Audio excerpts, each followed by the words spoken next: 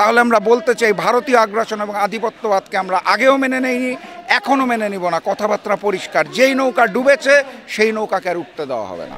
ঘটনার সূত্রপাত অগাস্ট মাসের 5 তারিখের পরে আর্মি চিফ ক্যান্টনমেন্টের ভিতরে 600-রও অধিক মানুষকে আশ্রয় দিয়েছিলেন, যেটা উনি নিজ মুখে স্বীকার করেছে। এবং পরবর্তীতে ওবায়দুল কাদের সহ অনেকেই পালিয়েছেন। গতকাল যে ফ্যাসিস্ট শেখ হাসিনার আমলের যে রাষ্ট্রপতি ছিলেন, কমেডি ভালো পারতেন, উনিও পালিয়েছেন। এখন দেখুন, উনি কিন্তু সীমান্ত দিয়ে মাথা নিচু করে গোপনে পালায় নাই, মাথা উঁচু করে সিট দ্বারা খাড়া করে বিমানবন্দর দিয়ে পালিয়েছেন। অতএব আপনার বুঝতে হবে যে ওনার এই পলায়নের পিছনে ডিজিএফআইয়ের ক্লিয়ারেন্স আছে, এনএসআইয়ের ক্লিয়ারেন্স আছে। না হলে এয়ারপোর্ট বোর্ডিং পাওয়ার পরে ওই চ্যানেলটা পার করা সম্ভব না। এখন যদি অন্তর্বর্তী সরকার বলে যে ওইখানে ইমিগ্রেশন অফিসার দায়ী আর ওনার জেলার পুলিশ দায়ী, এটা শাক দিয়ে মাছ ঢাকা হবে। এইটার পিছনে প্রশাসন, আওয়ামী লীগ, ফ্যাসিস্ট শেখ হাসিনার রেখে যাওয়া দোসররা অনেকাংশে দায়ী। কারণ এই অন্তর্বর্তী সরকার এই প্রশাসনকে এখন আওয়ামী মুক্ত করতে পারে না, সেই দায় তাদের নিতে হবে। না, স্বরাষ্ট্র উপদেষ্টা আরও বহু আগে পদত্যাগ করার কথা ছিল। উনি অত্যন্ত নির্লজ্জের মতো এখনও ক্ষমতার ওনার আসনে বসে রয়েছেন। উনি যে গতকাল বললে বিচার করতে না পারলে আমি পদত্যাগ করব, তারপরে দেখা গেল 3 জনকে সাসপেন্ড করা হয়েছে। ইমিগ্রেশন অফিসারের কি দায় এখানে? যদি তাকে ডিজিএফআই এবং এনএসআই ক্লিয়ারেন্স দিয়ে থাকে, তার দায়টা কি?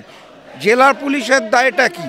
উনি নিজের দোষকে এড়ানোর জন্য এবং প্রশাসনের বড় কর্মকর্তাদের দোষ এড়ানোর জন্য এই ছোট ছোট অফিসারদের বিচার করে যদি বলতে চায় যে আমি বিচার করে ফেলেছি, এটা জনগণ মেনে নেবে না। এই আইওয়াশ আমরা মানি না। আওয়ামী ছাত্রলীগ নিষিদ্ধ হয়ে গেছে সন্ত্রাস বিরোধী আইনে। আওয়ামী ছাত্রলীগকে অস্ত্র এবং অর্থ এবং আদেশ দিয়েছে যে আওয়ামী লীগ, সেই আওয়ামী লীগকে নিষিদ্ধ করতে পারছে না সরকার।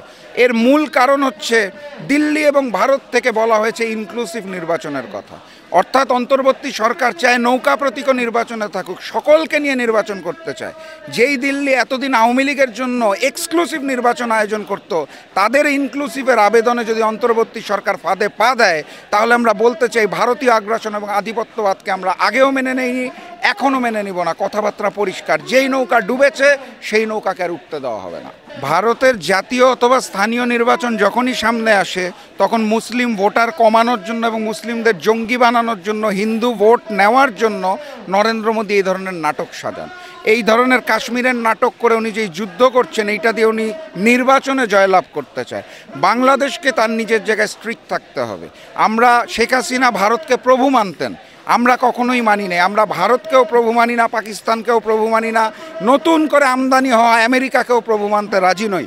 অতএব আমাদেরকে প্রস্তুতি রাখতে হবে, যেহেতু পার্শ্ববর্তী দেশ, যুদ্ধের আজ যদি আমাদের গায়ে পড়ে, তাহলে যাতে আমরা আমাদের স্বাধীনতা এবং সার্বভৌমত্বকে ঠিকঠাক মতো বজায় রাখতে। অন্তর্বর্তী সরকার প্রথম যখন বলেছিল যে বিএনপি চায় না আওয়ামী লীগ নিষিদ্ধ হোক, এই কারণে নিষিদ্ধ করতে পারছি না, এরপর কিন্তু বিএনপি প্রেস কনফারেন্সে স্পষ্ট করে বলেছে আমরা এই ধরনের কোনো মন্তব্য করি নাই। আওয়ামী লীগ যদি নিয়মতান্ত্রিকভাবে নিষিদ্ধ হয় তাদের কোনো আপত্তি নাই, বিএনপি ক্লিয়ার করেছে। এরপরে অন্তর্বর্তী সরকার কিন্তু তাদের সুর পাল্টে ফেলেছে। এখন আজকে যেই আন্দোলনটা গতকাল রাত 10টা থেকে শুরু হয়েছে, এটার সূচনা করেছে হাসনাত, অর্থাৎ আমরা ধরতে পারি এনসিপি। আমি আমার বৃহৎ হৃদয়ে এখানে চলে এসেছি। বিএনপি একটা বড় দল, একক সিদ্ধান্ত নিতে পারে না। নীতি নির্ধারকরা আলোচনা করে নিশ্চয়ই তাদের প্রতিনিধি পাঠাবেন, এটা আমি বিশ্বাস করি। যদি নাও পাঠায়, বিএনপি সহ সকল দলকে একমত হতেই হবে আওয়ামী লীগ নিষিদ্ধের ব্যাপারে। বাংলাদেশের কোনো দল যদি এখন বলে আওয়ামী লীগের নিষিদ্ধ চাই না, তাহলে তাকেও অপরাধী হিসাবে কাঠগড়ায় দাঁড়াতে হবে আওয়ামী লীগের সাথে।